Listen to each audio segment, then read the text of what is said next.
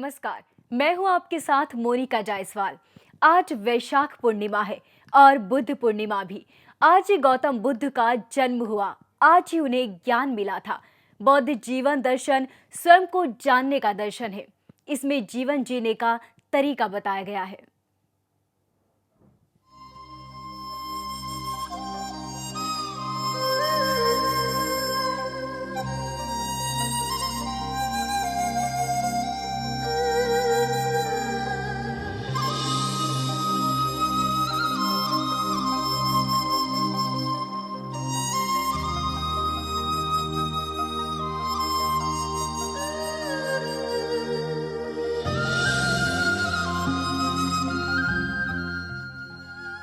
विष्णु अवतार गौतम बुद्ध।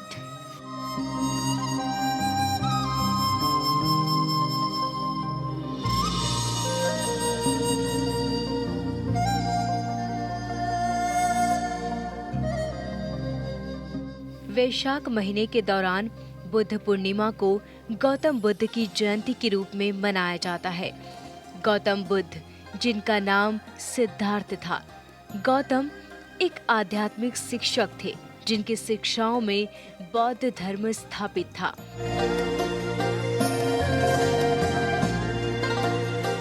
गौतम बुद्ध के जन्म और मृत्यु का समय निश्चित है।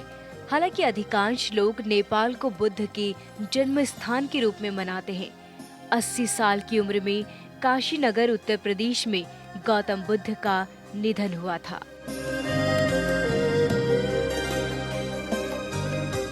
बोध गया गौतम बुद्ध के जीवन से संबंधित सबसे महत्वपूर्ण तीर्थ स्थल है।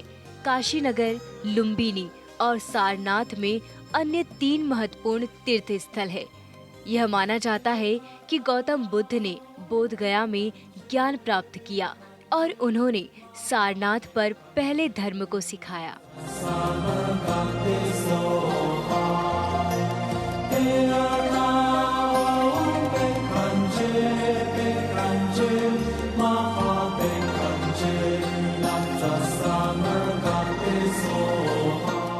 ऐसा माना जाता है कि गौतम बुद्ध ने प्रबुद्धता प्राप्त की और उसी दिन उनका निधन हो गया।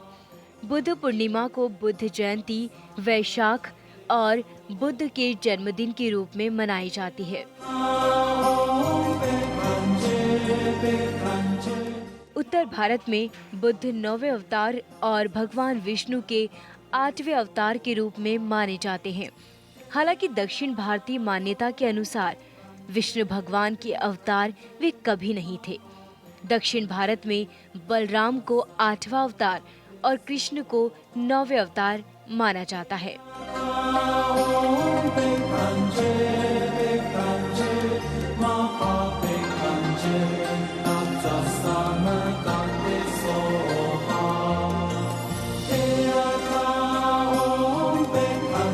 बेलार्म को वैष्णव आंदोलन के बहुमत से विष्णु के अवतार के रूप में गिना जाता है।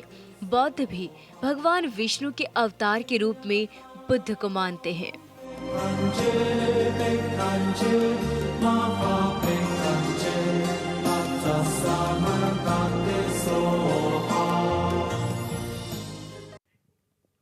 कोई उन्हें दयावान कहता है तो कोई करुणा का सागर, जिन्होंने जीवन जीने का सही तरीका सिखाया, जिन्होंने लोगों को जगाया और उन्हें ज्ञान दिया। वो कौन है जिन्होंने संसार को करुणा का भाव सिखाया? आइए जानते हैं।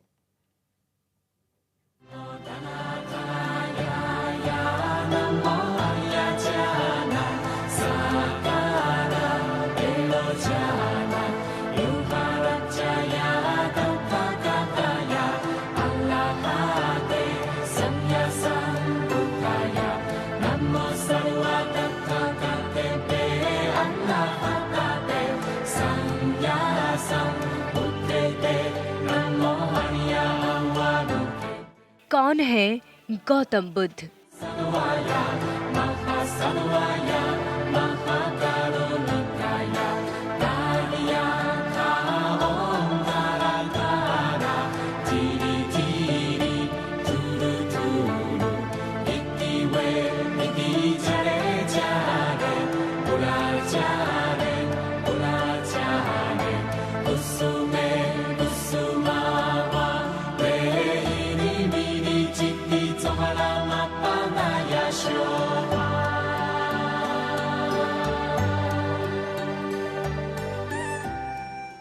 गौतम बुद्ध का जन्म ईसा से 563 साल पहले, जब कपिलवस्तु की महारानी महामाया देवी अपने नैहर देवदह जा रही थी, तो रास्ते में लुम्बिनी वन हुआ।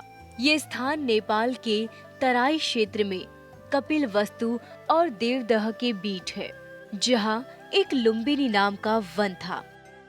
उनका नाम सिद्धार्थ रखा गया। उनके पिता का नाम शुद्धोधन था।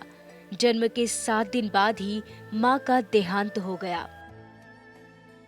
सिद्धार्थ की मौसी गौतमी ने उनका पालन पोषण किया। सिद्धार्थ ने गुरु विश्वामित्र के पास वेद और उपनिषद तो पढ़े ही, राजकाल और युद्ध विद्या भी सीख ली। कुश्ती, घुड़दौड़, तीर कमान, रथ हाँकने में कोई भी उनकी बराबरी नहीं कर सकता था। सिद्धार्थ के मन में बचपन से ही करुणा भरी थी। उसे किसी भी प्राणी का दुख बर्दाश्त नहीं होता था। ये बात इन उदाहरणों से स्पष्ट है। घुड़दौड़ में जब घोड़े दौड़ते और उनके मुंह से झाग निकलने लगता, तब सिद्धार्थ उन्हें थका जानकर उन्हें वहीं रोक देते और जीती हुई बाजी हार जाते। खेल में सिद्धार्थ को खुद हार जाना पसंद था, क्योंकि किसी को हराना और किसी को दुखी करना उनके स्वभाव में कभी था ही नहीं।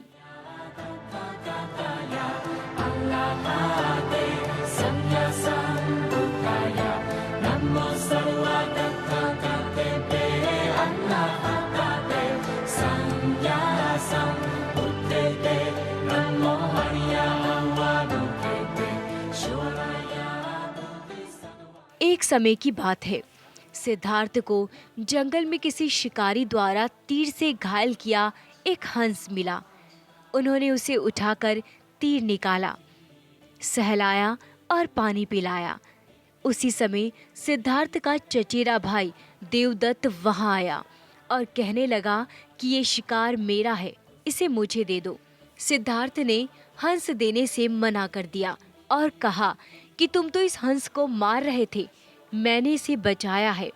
अब तुम ही बताओ कि इस पर मारने वाले का हक ज्यादा है या बचाने वाले का। देवदत्त ने सिद्धार्थ के पिता राजा शुद्धोधन से इस बात की शिकायत की। राजा ने सिद्धार्थ से कहा कि ये हंस तुम देवदत्त को क्यों नहीं दे देते, आखिर तीर तो उसी ने चलाया था। इस पर सिद्धार्थ ने कहा कि पिताजी, ये तो बताइए कि आकाश में उड़ने वाले इस बेसुध हंस पर तीर चलाने का उसे क्या अधिकार था? हंस ने देवदत्त का क्या बिगाड़ा था? फिर उसने तीर क्यों चलाया? क्यों इसे घायल किया? मुझसे इस प्राणी का दुख देखा नहीं गया, इसलिए मैंने तीर निकालकर इसकी सेवा की, इसके प्राण बचाए। हक तो इस पर मेरा है ना? सिद्धार्थ के पिता को सिद्धार्थ की बात जच गई। उन्होंने कहा कि ठीक है, तुम्हारा कहना मैं मान लेता हूँ कि मारने वाले से बचाने वाला बड़ा होता है, इस पर तुम्हारा ही हक है। शाक्य वंश में जन्मे सिद्धार्थ का विवाह 16 साल की उम्र में हुआ था। राजा शुद्धोधन ने सिद्धार्थ के लिए भोग विलास का भरपूर प्रबंध कर दिया। 3 ऋषियों के लायक 3 सुंदर महल बनवा दिए। वहां पर नाच गान और मनोरंजन की सारी सामग्री जुटा दी। दास दासी उनकी सेवा पर रख दिए, लेकिन ये शानो शौकत आराम भी सिद्धार्थ को बांध न सका। उन्होंने इस संसार को सिखा दिया कि प्रेम और करुणा ही सच्ची सेवा है।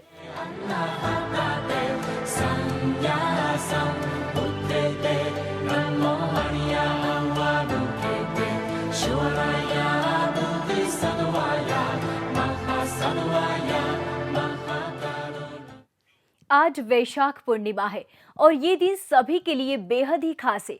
यदि आप वैशाख पूर्णिमा पर कुछ सरल उपाय करेंगे तो जल्द ही आपकी हर मनोकामनाएं पूरी हो जाएगी।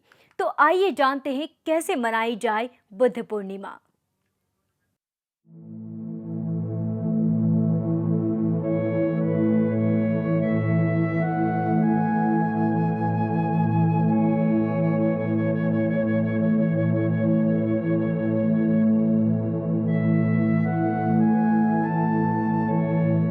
कैसे मनाई जाती है बुद्ध पूर्णिमा।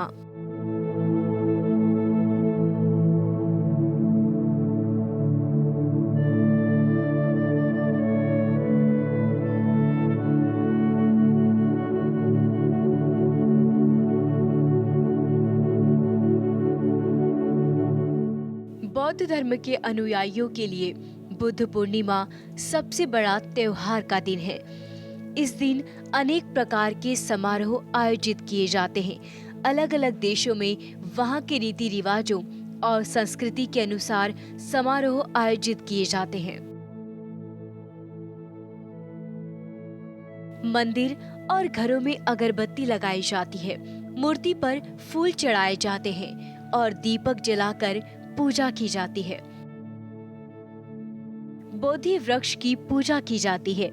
उसकी शाखाओं पर हार और रंगीन पताकाएं सजाए जाते हैं। जड़ों में दूध व सुगंधित पानी डाला जाता है। वृक्ष के आसपास दीपक जलाए जाते हैं। कहते हैं इस दिन किए गए अच्छे कार्यों का पुण्य हमें जरूर मिलता है। इस दिन पक्षियों को पिंजरे से मुक्त कर उन्हें खुले आकाश में छोड़ दिया जाता है, क्योंकि बुद्ध हर जीव से प्यार करते थे। उनका मानना था कि किसी भी इंसान, पशु या पक्षी को कैद करना अपराध है। इस दिन गरीबों को भोजन और वस्त्र दान किए जाते हैं।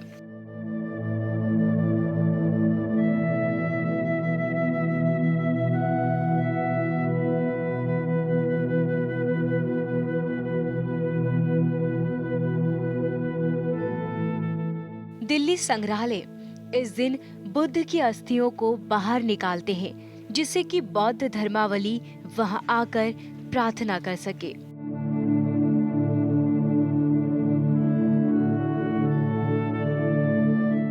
इस दिन मांसाहार का परहेज किया जाता है, क्योंकि बुद्ध पशु हिंसा के खिलाफ थे।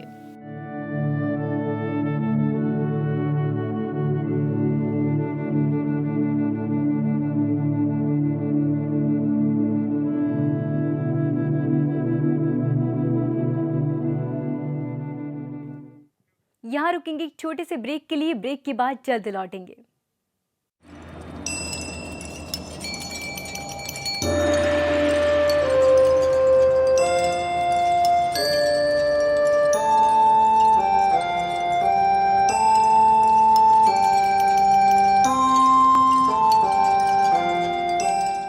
गौतम बुद्ध का पूरा जीवन दर्शन दुख का अंत और सुख के आगमन पर आधारित है।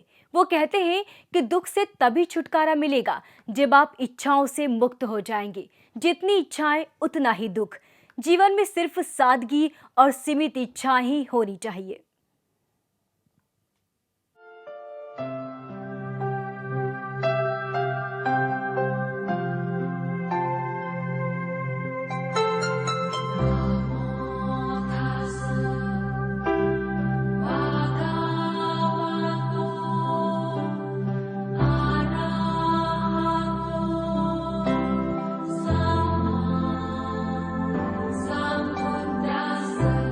गौतम बुद्ध के विचार।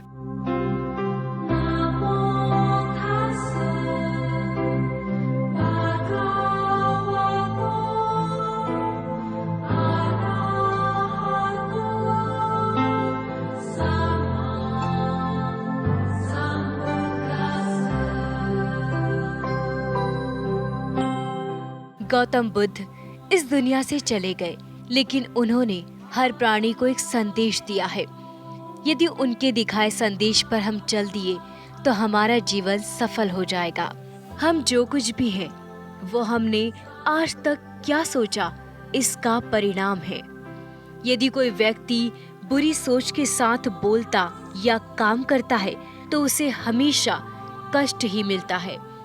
यदि कोई व्यक्ति शुद्ध विचारों के साथ बोलता और काम करता है तो उसकी परछाई की तरह ही खुशी भी हमेशा उसके साथ रहती है।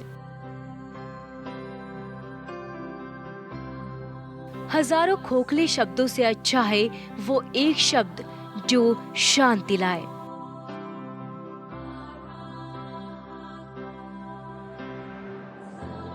सभी बुरे काम मन के कारण ही पैदा होते हैं। अगर मन परिवर्तित हो जाए तो क्या अनैतिक कार्य रह सकते हैं? अतीत पर ध्यान मत दो, भविष्य के बारे में मत सोचो, अपने मन को वर्तमान में केंद्रित करो। स्वास्थ्य सबसे बड़ा उपहार है, संतोष सबसे बड़ा धन और सबसे बड़ा संबंध वफादारी। जैसे मोमबत्ती बिना आग के नहीं जल सकती, मनुष्य भी आध्यात्मिक जीवन के बिना नहीं रह सकता। 3 चीजें ज्यादा देर तक नहीं छुप सकती, सूरज, चंद्रमा और सत्य। अपने मोक्ष के लिए खुद ही प्रयत्न करें, दूसरों पर निर्भर कभी ना रहें।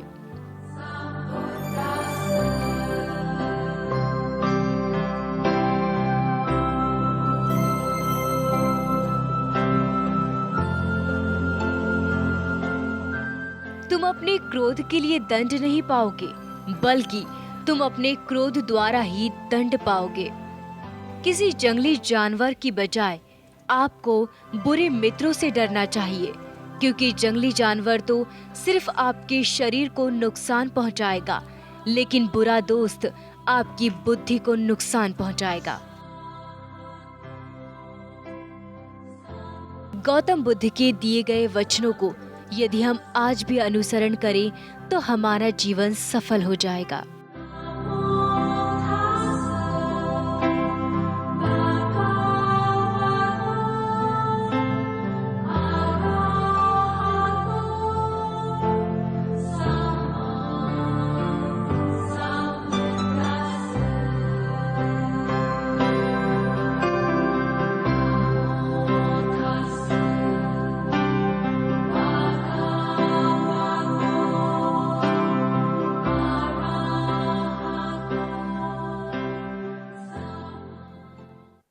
और आइए अब आपको कराते हैं देश विदेश में फैले बौद्ध तीर्थ स्थलों के दर्शन। भारत से लेकर नेपाल तक बौद्ध तीर्थ फैले हुए हैं। यहाँ लोग ज्ञान पाने के लिए आज भी तपस्या कर रहे हैं।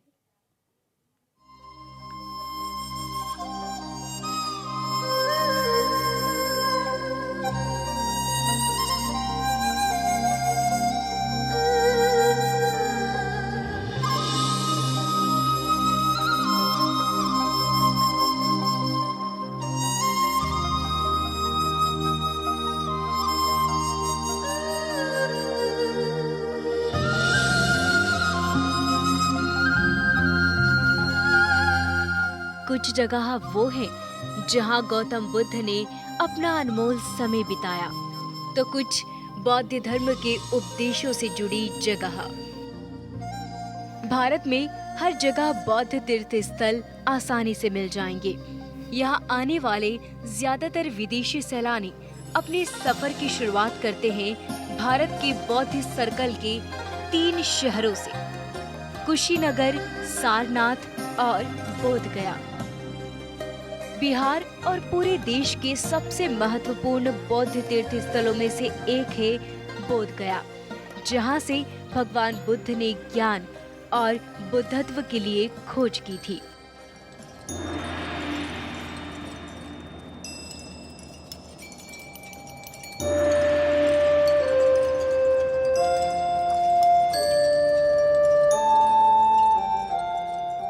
करीब 6 साल तक जगह जगह और विभिन्न गुरुओं के पास भटकने के बाद भी बुद्ध को कहीं भी परम ज्ञान न मिला। इसके बाद वे गांव पहुंचे। आखिर में उन्होंने प्रण कर लिया कि जब तक असली ज्ञान उपलब्ध नहीं होता वो वृक्ष के नीचे ही बैठे रहेंगे, चाहे उनके प्राण ही क्यों न निकल जाएं। इसके बाद करीब 6 दिन तक वे रात दिन भूखे प्यासे एक वृक्ष के नीचे बैठे रहे। आखिर में उन्हें परम ज्ञान प्राप्त हुआ। जिस वृक्ष के नीचे वे बैठे थे उसे बोधि वृक्ष कहा जाता है। यही कारण है कि इस जगह को बोध गया कहा जाता है।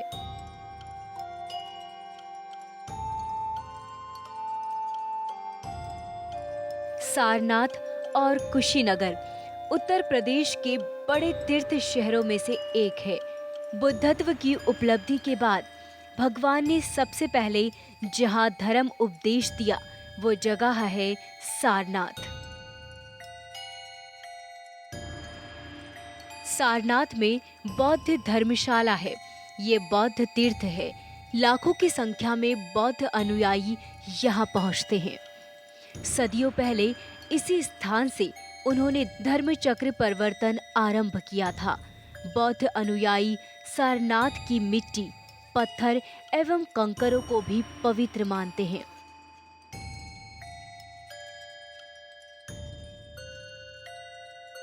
क्योंकि यही वो जगह है जहां उनके गुरु ने उपदेश दिया था।